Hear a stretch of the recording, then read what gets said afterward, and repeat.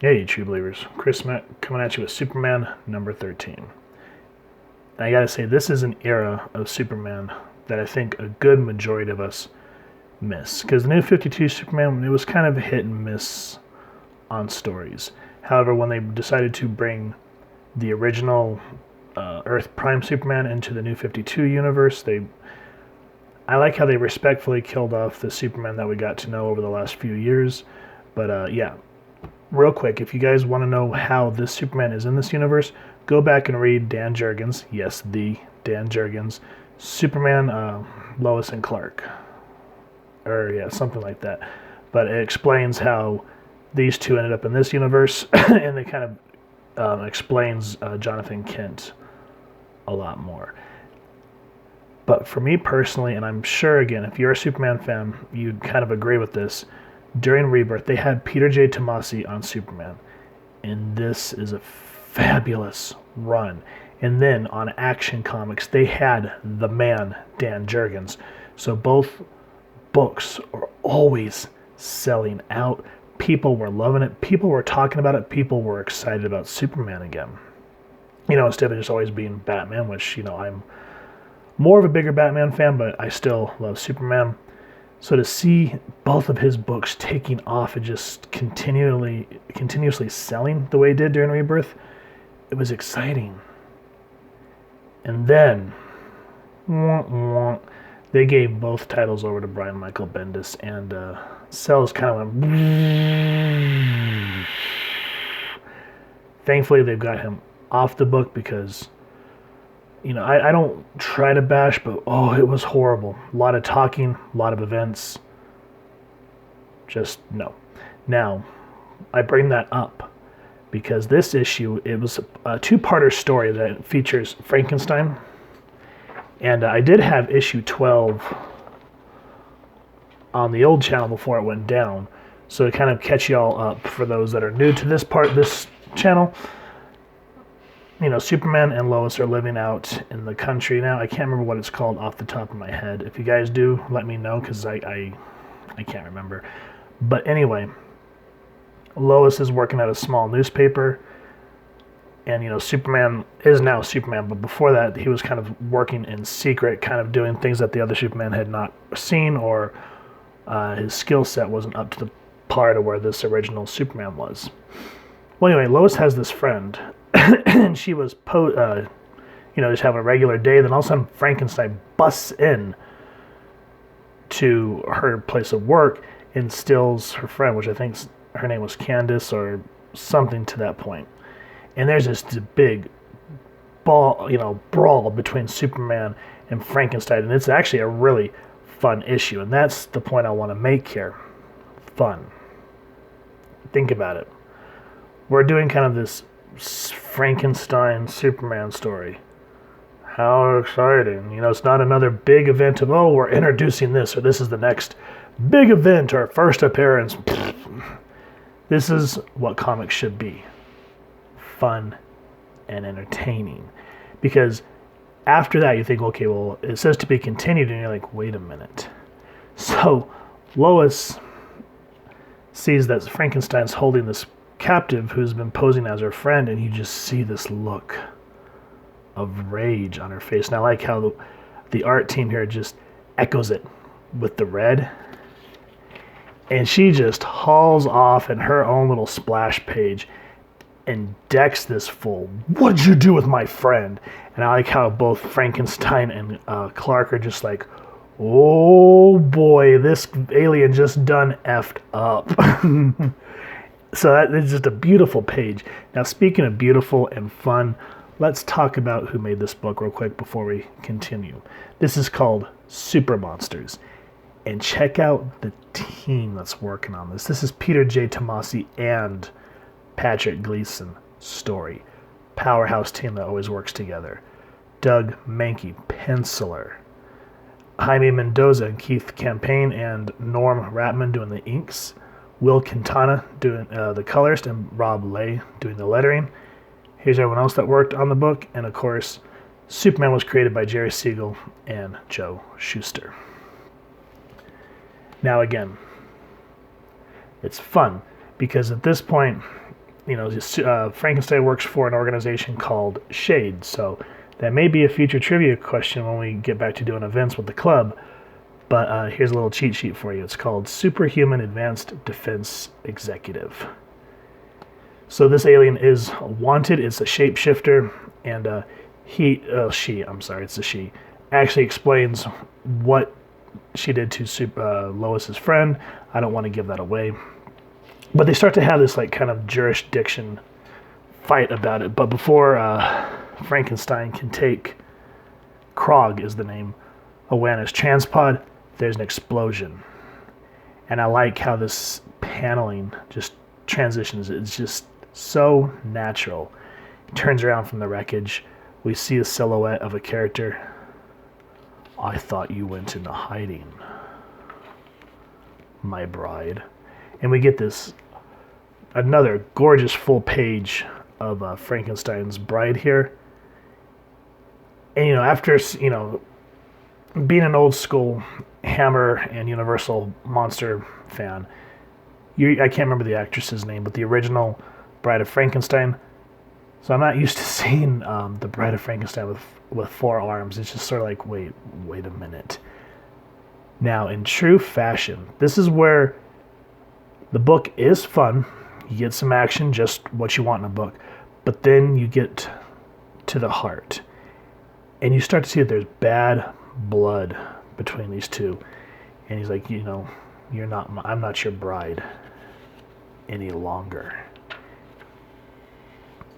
And she just straight up shoots Frankenstein, removing his hand to get Krog, because even though Frankenstein works for Shade, she's a bounty hunter.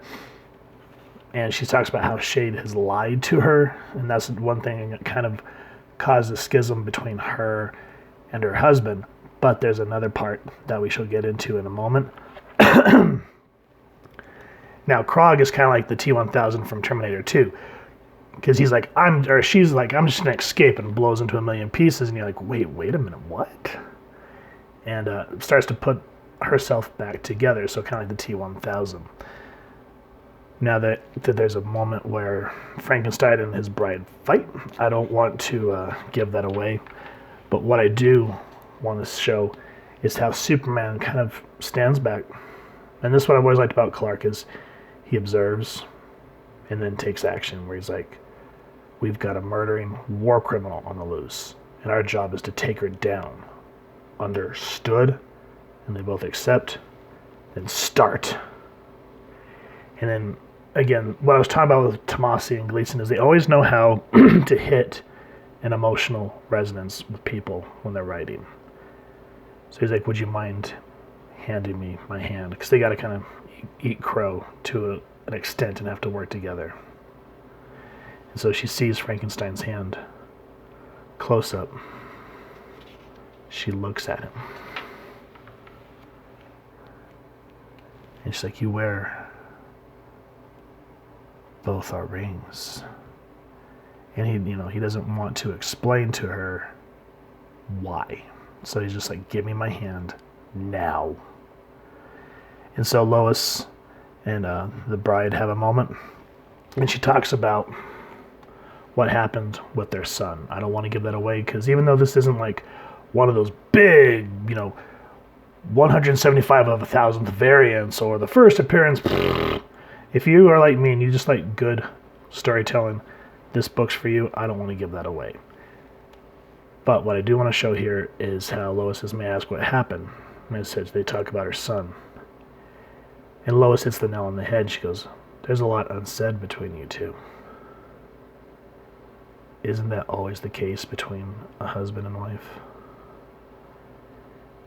And, there's people out there who will just not say anything and things start to fester. And that's exactly what's happening here. And that's where, Tomasi and Gleason, I always feel, beat people when they talk about characters. Now, if you've read this run, or, I'm trying to, right off the top of my head, I can't remember a lot of the other books that they've worked on.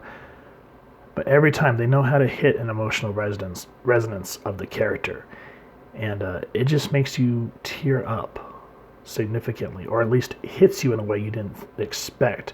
As where Jurgens knows how to write Superman, and that's why Action Comics was always great, and I love reading it.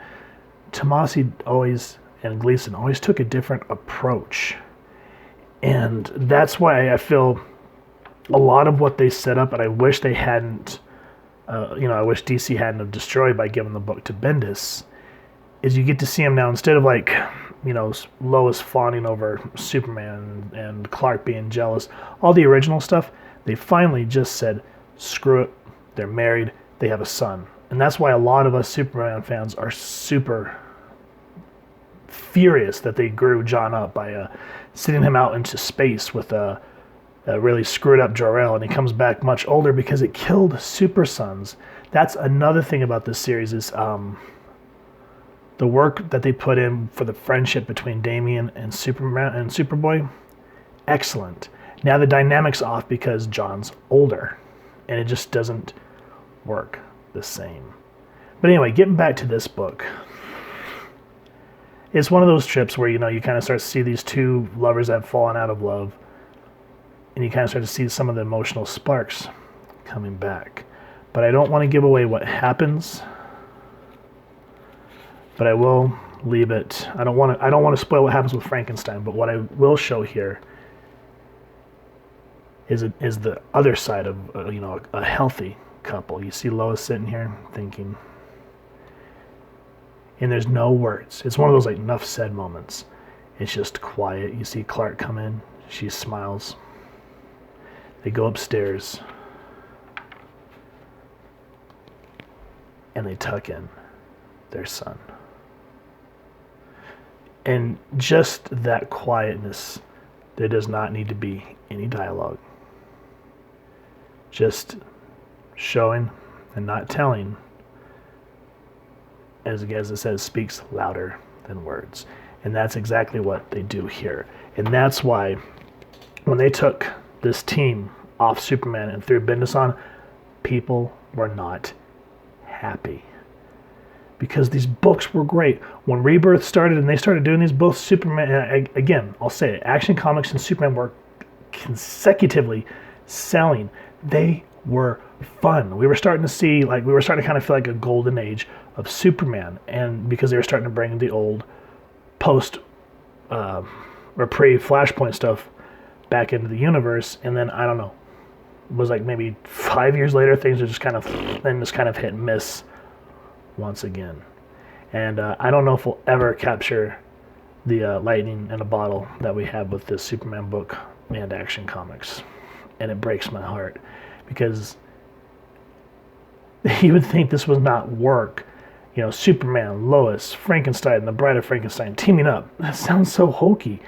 But then you read it and you're like, oh, this is some good stuff. And there's big names behind the book.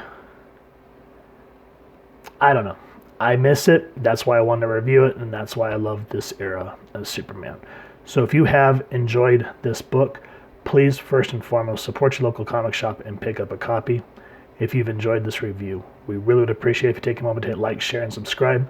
Helps the club channel more than you could possibly know. And if you won't mind hitting that fancy little super bell next to subscribe, that way as we continue to upload content, you guys can come to the channel. And we love hearing your feedback and talking with y'all down in the comments below or on our social media pages, which I will make sure to leave the links down in the description. So with all that said, thank you so much for stopping by. Hope you all continue to have an absolutely amazing day reading, and happy hunting, true believers.